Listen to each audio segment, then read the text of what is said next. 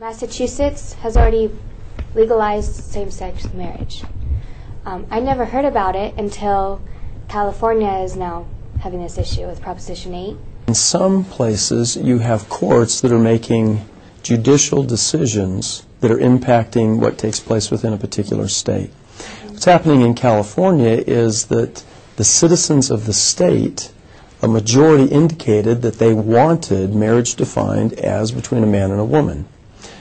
The courts in California overturned that, so now it's going back for the people to express their point of view. Should it be between a man and a woman, or should it be between various types of partners in relationships? Please. Gunnar, I think a lot of people view the church's stance on this issue as an intolerant stance and basically labeling our views as immoral when we're really taking a stance for morality. How do we address that argument? If tolerance is the premise, then it's not a one-way tolerance, nor is it a tyranny of tolerance. It goes both ways. And people can talk, they can appreciate each other, and they can have divergent and very different points of view, and they can still get along, and they can even still love each other. One of the things that can occur over time is that if marriage is defined as a relationship between two of the same gender, there can be a decreasing tolerance for our beliefs as members of the Church of Jesus Christ of Latter-day Saints. This very label of bigotry from people who don't want to be labeled would likely be used more frequently and with even greater intensity.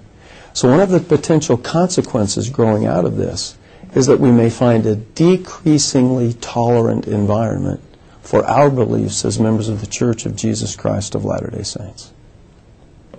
I'm almost 19, I'm not married, and I don't have any kids. So what effect does this have personally for me? And people will say, well, all we want is our opportunity. It has no effect on you. But there are people who push at the edges of what is legally allowable, and they use the courts to try to make additional progress for their particular point of view. Therefore, if you have a church and it does not recognize same-gender marriage, that's discriminatory, and you should not be allowed to do that. It is not just wild and crazy to suggest that there could be sanctions against the teaching of our doctrine because we focus on marriage between a man and a woman and would not place on equal standing marriage between a man and a man or a woman and a woman behavior. My understanding of Prop 8 is that it's strictly about language, that marriage, the definition of marriage. So what would be the impact on the homosexual population if it passed or if it didn't pass? Well, in California, same-gender couples have a variety of protected rights. So they don't lose anything if this particular proposition goes down. It's not as though they have rights or responsibilities or benefits that will be removed. This is simply an attempt to have the definition of marriage expanded to include same-gender couples. But they would lose nothing. And they don't get any new rights from this at all. It's just the title that they're given if Prop 8 does not pass. Well, what you do is you redefine marriage. Yeah. And then the uncertainty is what happens is people begin to push the limits of that new definition. That's the uncertainty that poses a real risk. So if it wasn't to pass, would the ability for us to, I guess, to live our religion or to preach our religion, could we not do that anymore? Yeah, that's why I use the concept of the tyranny of tolerance. Right. It seems to be tolerant, but it only goes in one direction. Right. So you're going to have the possibility of inevitable clashes between religious liberty and free speech. And if your religious doctrine is such that you believe marriage between a man and a woman is the only definition of marriage, then that smacks up against free speech. Because if marriage is defined in a more broad way between members of the same gender, then you can't talk about that. Now, I'm not suggesting that in one fell swoop that's what happens. Right. But if you throw a rock in a pond, the ripples extend out for a very long way.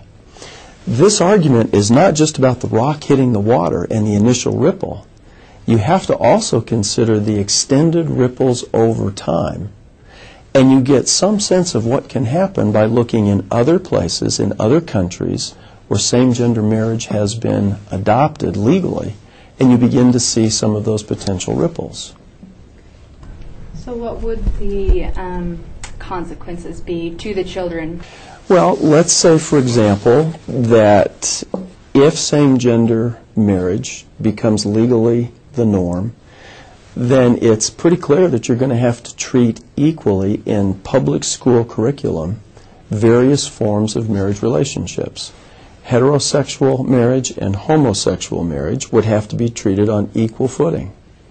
So what you then will have is an environment where children coming from your home, where you believe that marriage between a man and a woman is ordained of God, and that the family is central to the Father's plan for the divine destiny of His children.